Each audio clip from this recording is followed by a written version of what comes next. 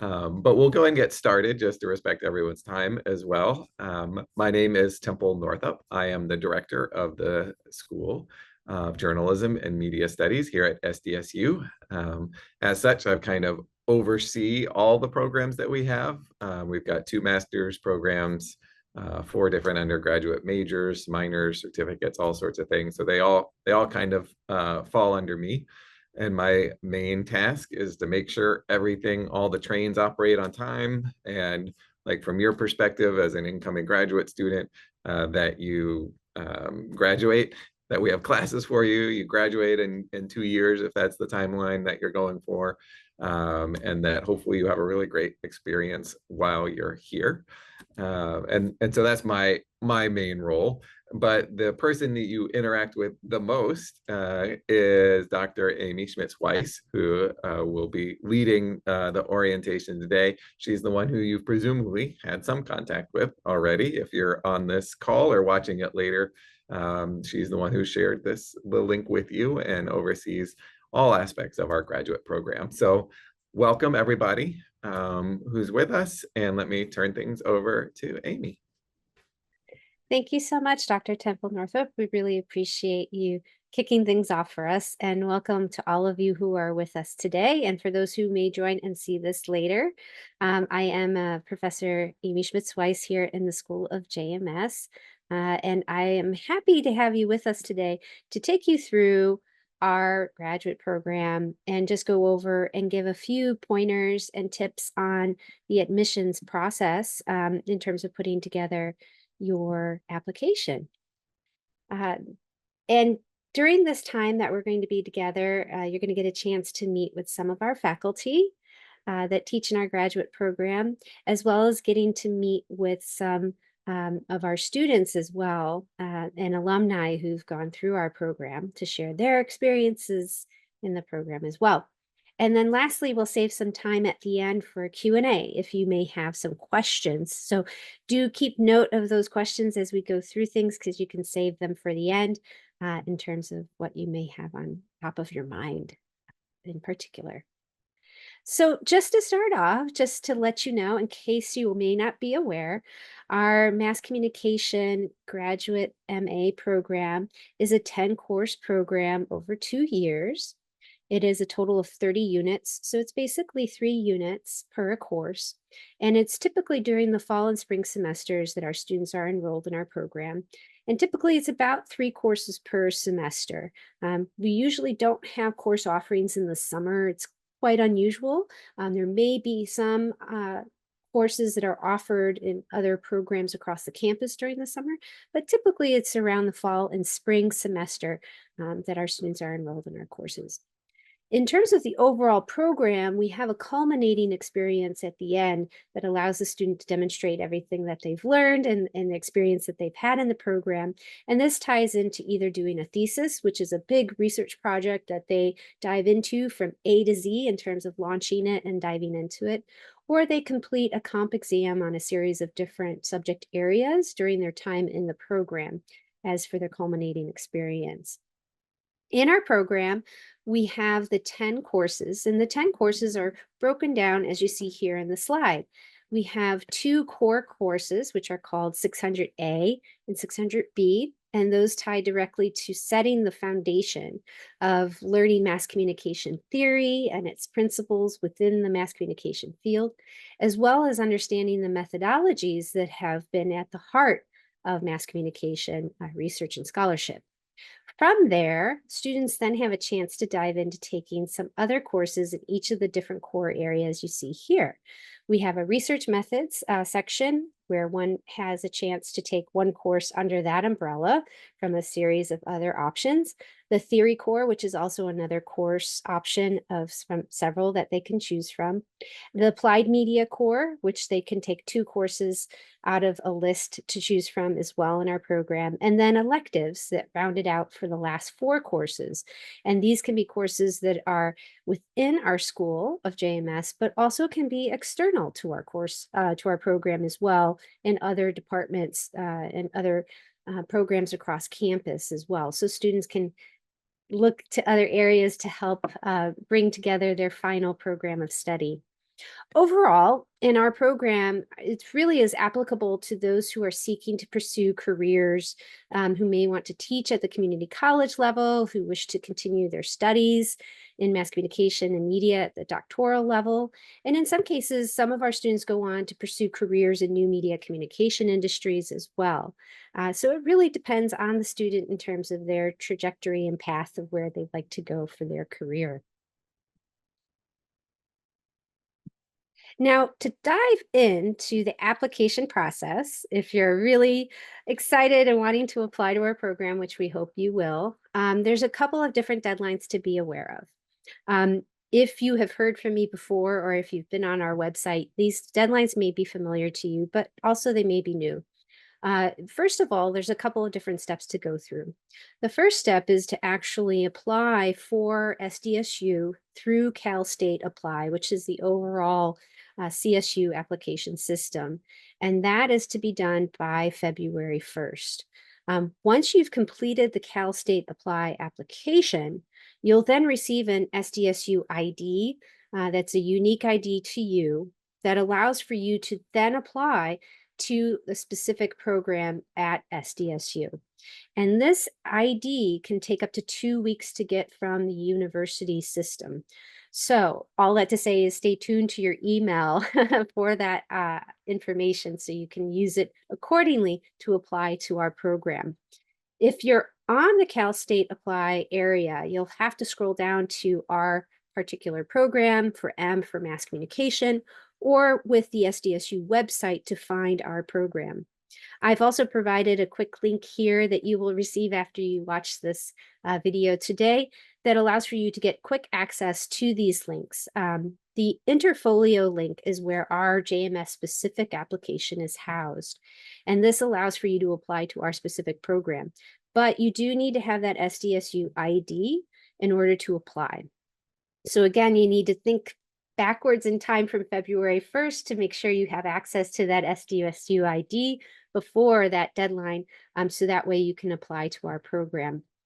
Technically, you have until March 1st to apply to our program in particular, but we do highly recommend that you try and apply by February 1st just to have both applications completed and done.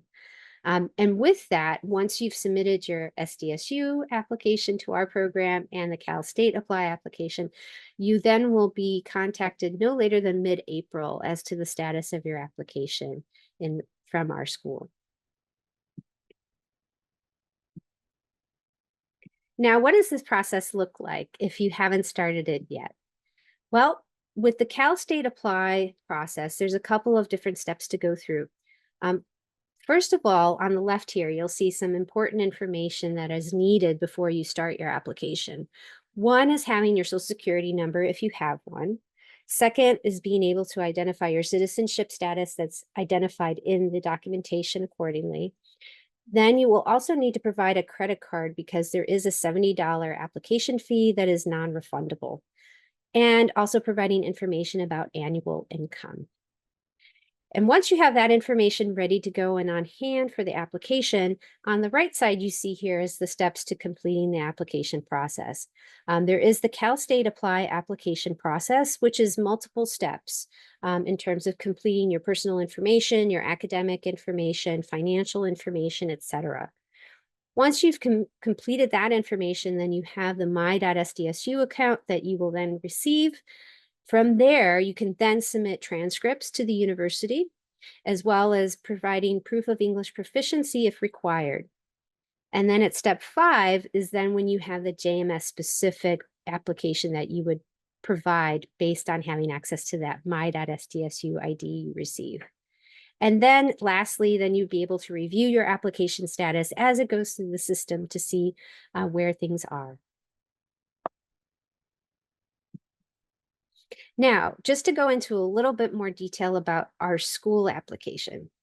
So again, once you have the Cal State Apply application completed and you have your SDSU ID that you received, you can then apply to our program through the Interfolio link that's on our website. And I've provided that here for you to access after this video. And this is the direct link to the actual application. Basically, what you're going to do is you're going to, again, click on the Interfolio link to take you to this particular application to complete. And again, we recommend completing this by February 1st if possible, but you do technically have until March 1st to complete it. What does this application consist of? Well, there's a couple of different pieces and parts. One is for our school, we have different documents that we will need from you for the application. We will ask for you to provide us with transcripts from all the colleges and universities that you attended. And these do not have to be directly sent from the colleges. You can provide us with photocopies, are acceptable in PDFs. These are separate from the transcripts that are required from the Cal State Apply system. Second is providing us a statement of purpose in 1,000 words or less about yourself and what motivated you to choose the program, describing your future career goals as well.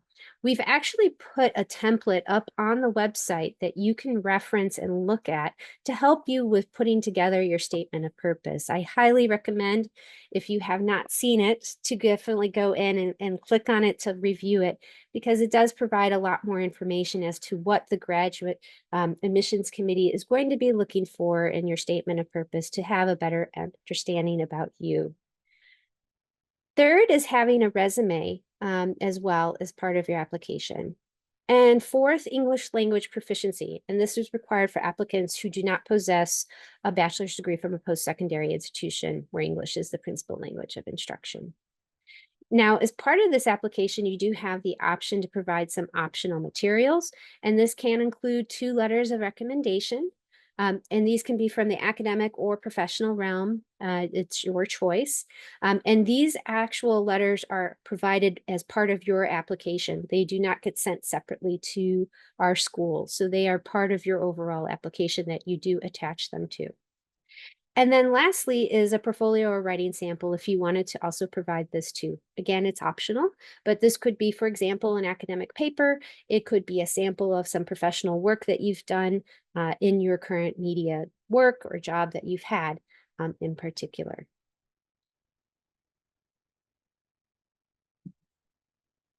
Now, again, just to bring up a couple of details about the application process, it's very important because with each of these, they are very much tangential to each other. So the Cal State Apply deadline is February 1st, and then the Interfolio link for our JMS specific application is March 1st, but we do recommend that you apply by February 1st in particular.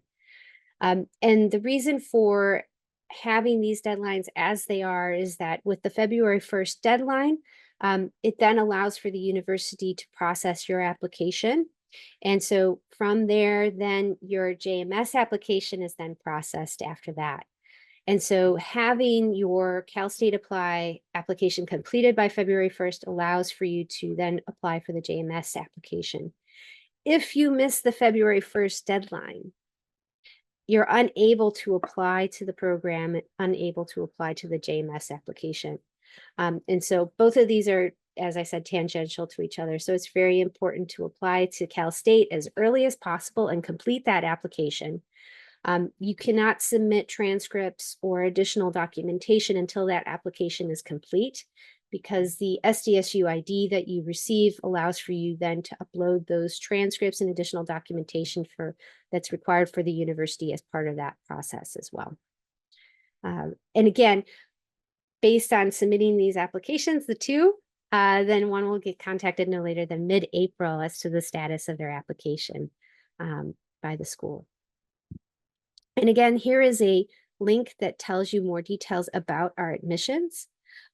If you have questions about transcripts, there is an area on our website that does go through detail in terms of transcripts and how to send them.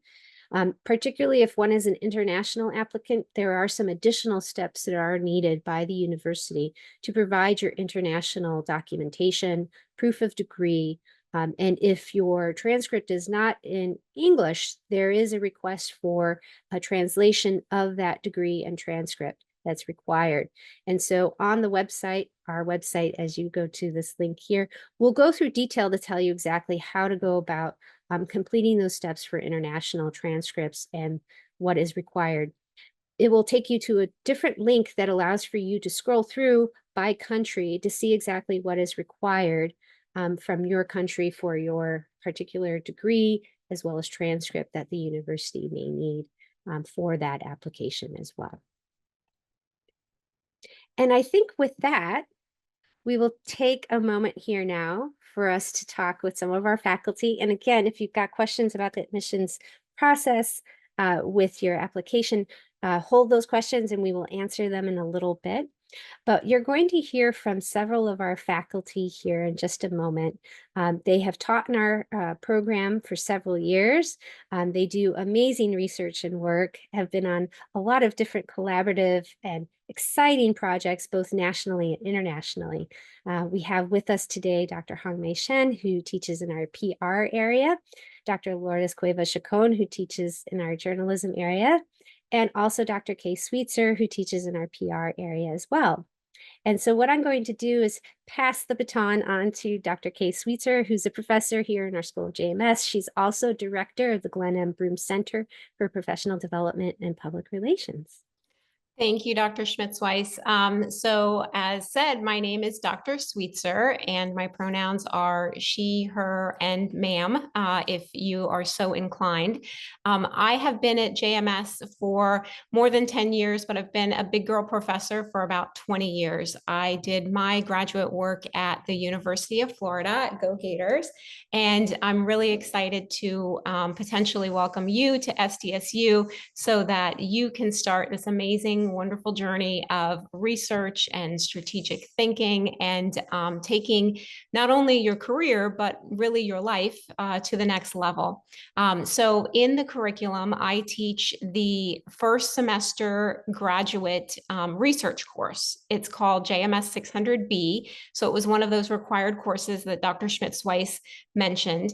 And in that class, we go through a wonderful experience of learning about scientific method as well as applying theory so that you can drive your research interest toward really examining the different phenomena that are happening. And that culminates in a group project, and it's a really wonderful transition to see how far you come really in just 16 weeks. I do teach other classes on the graduate level, in particular a quantitative data analysis class that is optional in the spring.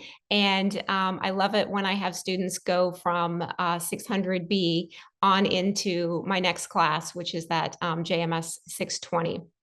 My area is public relations, and I've been doing political public relations probably for the majority of my career. And most recently, I've been looking at QAnon as an organization. And so you can see we're doing some very interesting and timely things here as scholars at JMS. So I won't take up all of your time here, and I put in chat my information where you can contact me if you have any questions. And I really look forward to hopefully working with you. Thank you so much, Dr. Kay Sweetser, for your time and sharing your experiences with everybody here. And definitely be in touch with her if you have any questions. And we will share her email again too at the end if you miss it. And now I will turn it over to Dr. Hongmei Shen. Hi, everybody. You can call me Dr. Shen or Professor Shen. Both are okay. I have been with San Diego State for 15 years. I graduated from University of Maryland. My research focuses on relationship management, particularly internal relationship management. For example, how organizations build relationships with their employees.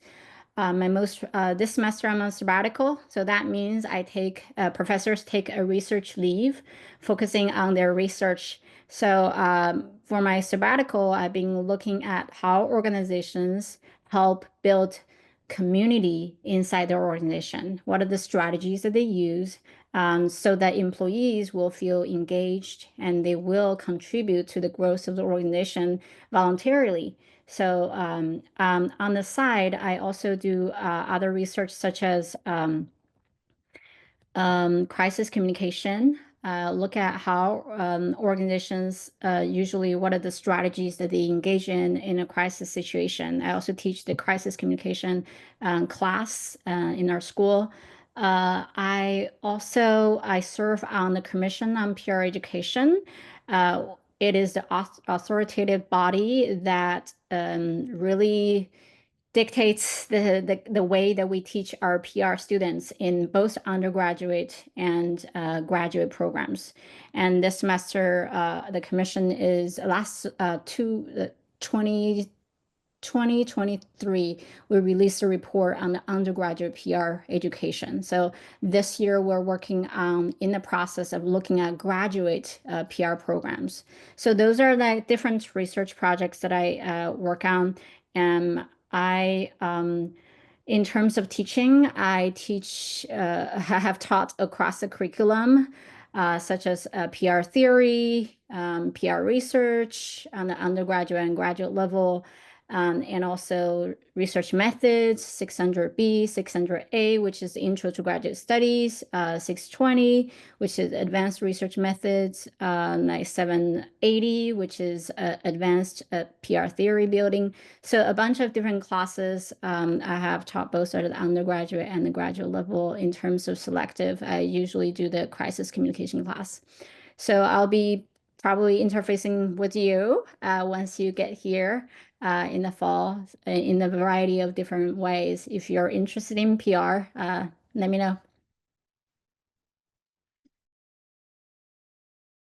Thank you so much, Dr. Hong-Wei Shen. Really appreciate you sharing your insights and experiences as well in our program. And just to bring up a couple of other notes, again, we have several faculty who couldn't join us today for this virtual open house, but teach in our graduate program as well, and do very exciting research projects and efforts that really have an impact here in San Diego, as well as nationally and internationally. And in terms of courses, our courses cut across a variety of different areas as well. And so when one comes and joins our graduate program, they have a variety of different courses to choose from and amazing different subject areas to dive into and gain more experience and knowledge in. I believe Dr. Lourdes Cuevas Chacon is running a little bit late, so she may join us in a little bit. So while we are waiting for her arrival, I'm going to pass it on to our alum, Austin Bruble, who graduated from our program a few years ago and has continued to stay with our graduate program or with our SDSU JMS school as an adjunct lecturer in our program. And so he's going to share with you a bit about his experience in the program and any tips and pointers he may want to share about the application process. Yeah, thank you, Dr. Smith-Wise. Hello and welcome, everyone. My name is Austin Brumbley, pronouns he, him, his. As Professor Smith-Wise noted, alumni of the program. I was here from fall 21 to May of 2023. And so a little bit of a shaky time in terms of like the pandemic and everything, but it was tremendous. There was so much support in the program. Like I get asked like what the program's like, and it's like just being around your best friends all the time, whether that's faculty, the cohort that you build around you. A lot of the photo that we're looking at on the screen is those are some of my cohort members who become like friends, lifelong friends, and we share a common passion. My background's in journalism, so I went to I joined the journalism program to further my studies in the journalism space, specifically looking at ways we can help support journalism, as we kind of know journalism is in a interesting position. So that was something I was super interested in while in the program. It also gave me a ton of opportunity to do something to help jumpstart my career in terms of teaching. And so I knew I wanted to join the program to teach journalism. I love journalism. I love teaching journalism. I love working with students. And so that was an opportunity I had. I got to be a graduate teaching associate while I was in the program. I mean, I got to teach some journalism classes, some undergraduate journalism classes while doing my studies in the program, which was fantastic because I was learning, I was teaching, so I got to experience both sides of that. So that was wonderful. And then also watching my students grow. So like not only was I growing as a student, I got to watch my students grow during that time. So it was a fantastic experience and something I still reflect on. It goes by way too fast. It's a short 2 years, but it's a lot of fun. It's so much fun, as Professor Smitswise noted. I hung around. I stayed in the San Diego area. Yeah, I'm a lecturer in the School of JMS. I continued teaching, which has been fantastic. It's definitely been if I could attribute to something as like an important moment in my life, it's probably been one of the most important in terms of like jumpstarting my career, and that's how impactful it's been for me.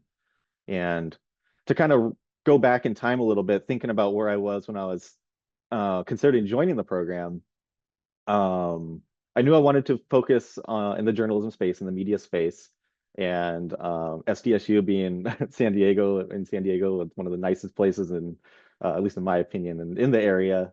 And also the program itself, I learned that it's super supportive of media, especially research and media.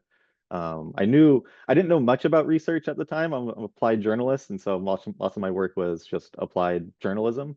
But joining it, yeah, I got to learn about. I knew I wanted to learn about research to help support the growth of journalism. So yeah, the application process. I don't remember what I wrote in my statement of purpose, but I do remember talking about how much I wanted to be in the program, how important it was for me to continue my studies in journalism, especially in a time, especially during the pandemic when we saw journalism starting to slip a little bit. So I knew I wanted to learn about that. Took Dr. Sweetzer's class once I got into the program. That was my first experience into kind of media research, which was super supportive in collaboration in the research space. So we got to do like a project where we presented our research at the end of the semester, which was super helpful in terms of learning what that's like, which is a lot of fun, intensive work, and it's very collaborative. Group project. Everyone in our program was super supportive of each other. Um, everyone you work with is brilliant. They're so fantastic. Everyone is so motivated, so driven. We all want to be there. We all want to succeed, and we all want to use this to further our careers, our academic goals, our professional goals. And so that was absolutely wonderful. And then, like I said, it meant so much to me that I never left. I'm still here, still doing this. Allows me to teach in the program. I have opportunity to teach. I teach out at Sentinel State Prison, where I teach journalism to incarcerated students. So I get to experience. I got all kinds of experiences, and it's all because of this program. Oh, and my final semester of the program, I get to work as a research intern at iNewsSource, the investigative news outlet in San Diego. And that was thanks to Dr. Smitswise connecting me with the editor and CEO of the outlet, where I got to put together a research project which detailed how the media landscape has changed over the past decade or so. And so that was great being able to apply research and also my passion for journalism, and help find ways to keep it supported and keep it thriving in a time when that's very much needed. So it was great to be a part of that.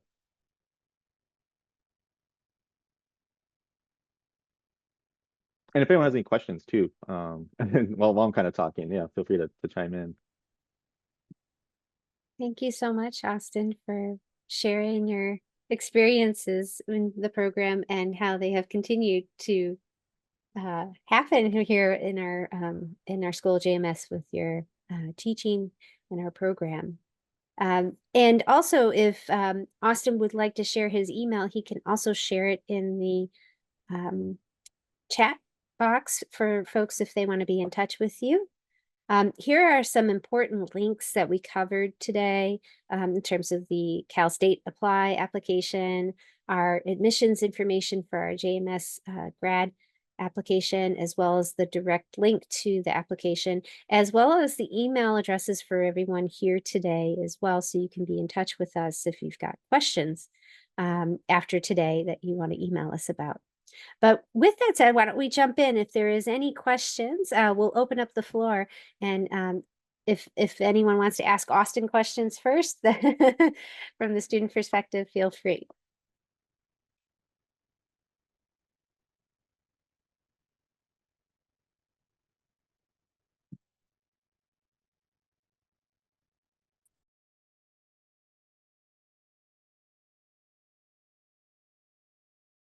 For our program, it's mainly face-to-face. And so there may be a course that might be online, but typically most of the courses are going to be face-to-face.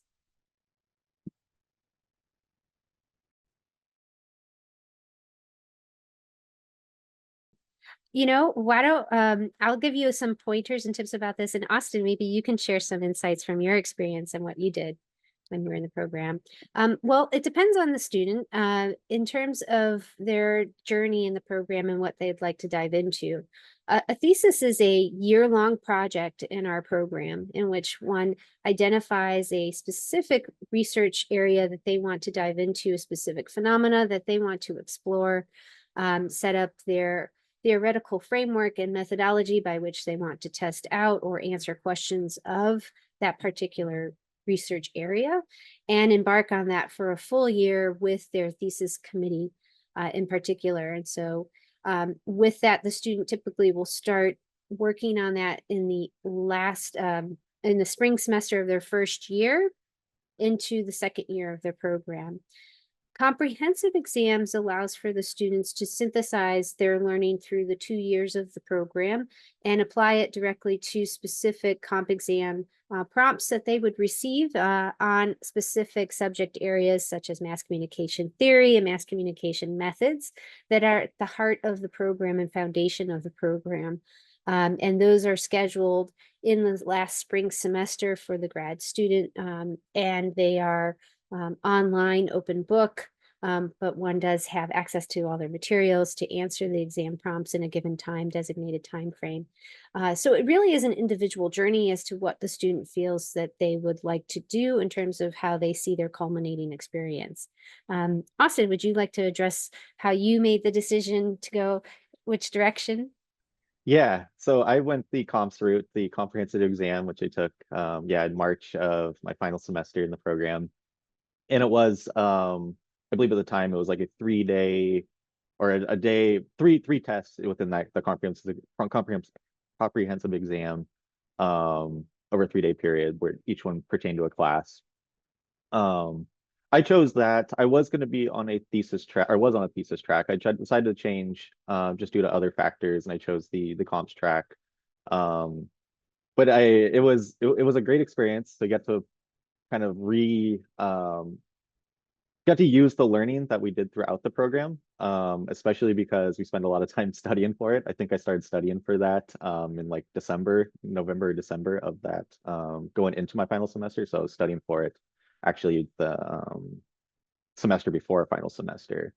But I'm really glad I did. I got to like during like that those study sessions, I got to reflect on everything we learned, which is, as we can imagine, was a lot of very important things with theory and quantitative research, and then I think we got to pick a class in terms of what we wanted to, the other one we wanted to have our exam based off of. But yeah, it was a great experience. It was also flexible, which worked in my schedule in terms of giving me time to study for it, knowing that there was the deadline during that March.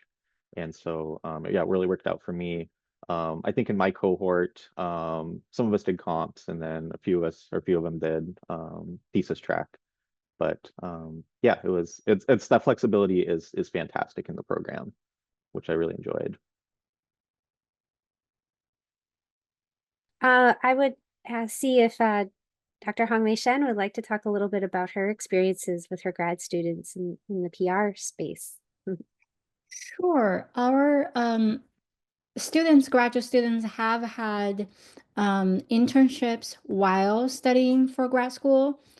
So some of them, depending on how you manage it, right? I have had students who had a full-time job and working at an agency while completing her graduate studies. And her agency was very supportive, able to accommodate that. And I also have had graduate students who did internships at an agency.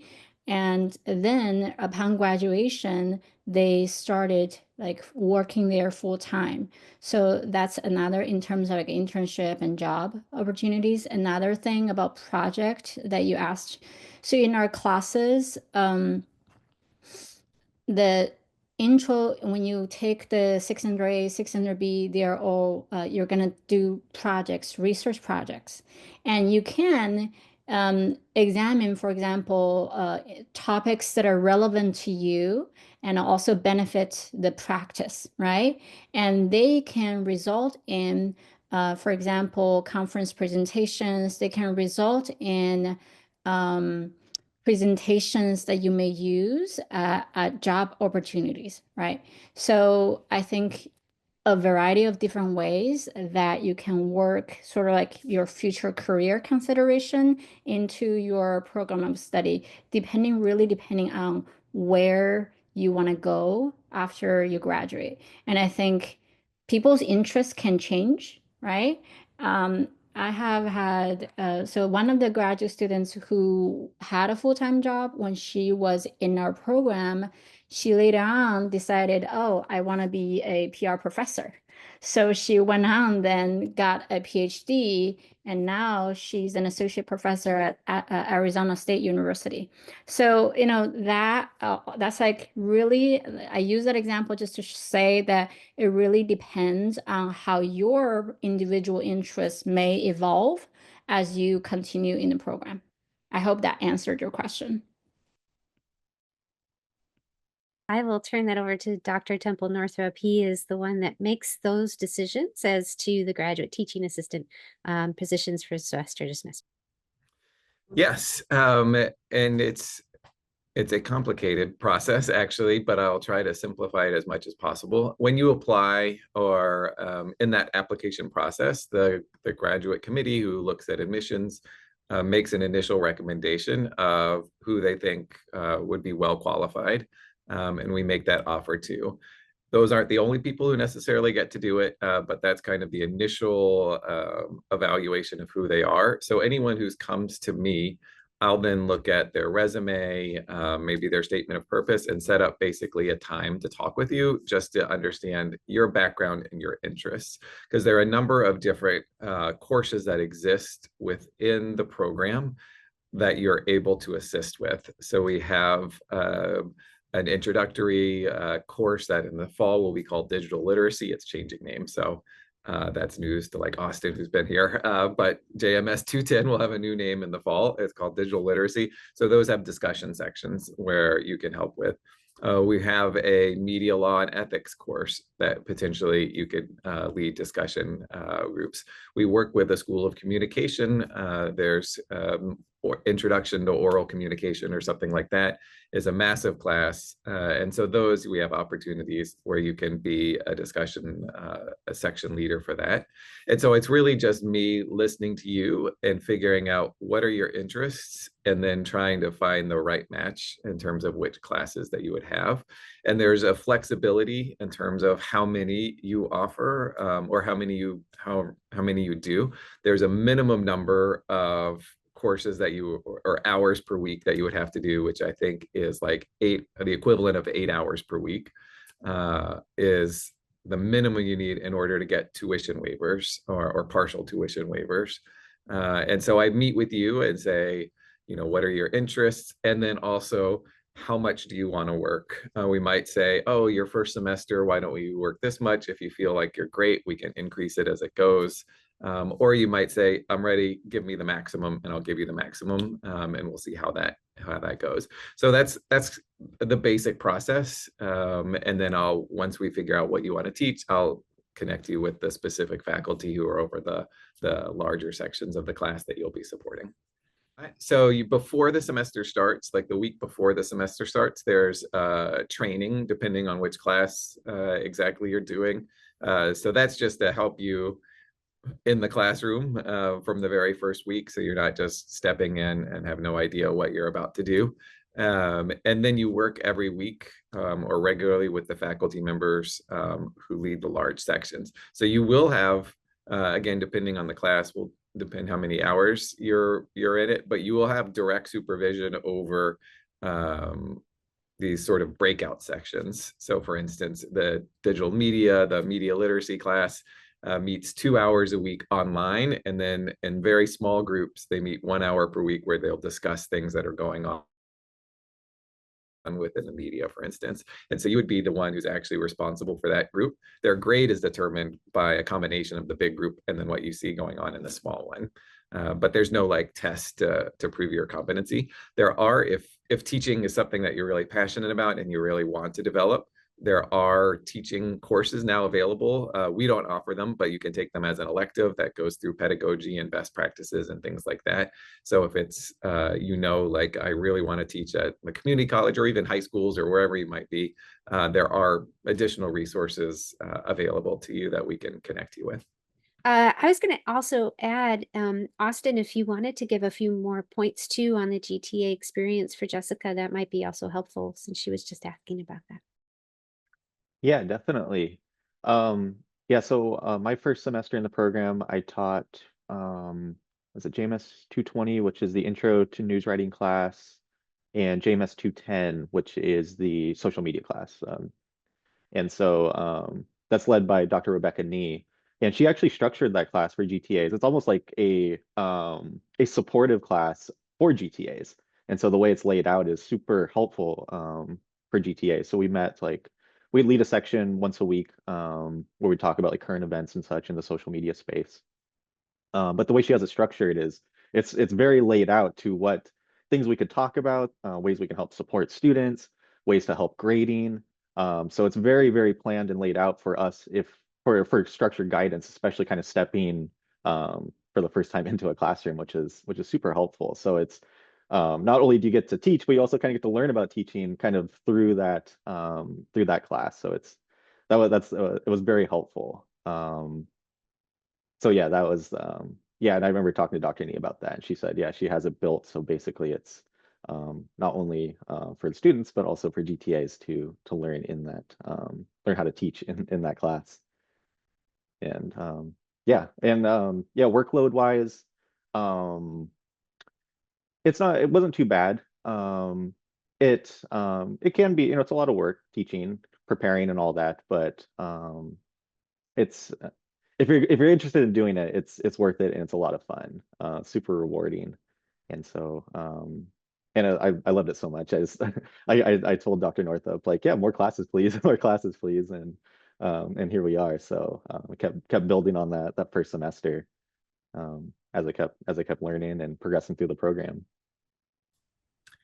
And Austin just mentioned another class, so JMS 220, which is a writing class. So again, it just kind of depends on your background. So I knew he had strong journalism skills. So I knew he could help support our introductory news writing class. And so that's where it really, if that's an interest of yours, I talk with you and we figure out where can you best be served. And I should also mention, if you're interested in research, we also have research assistant positions.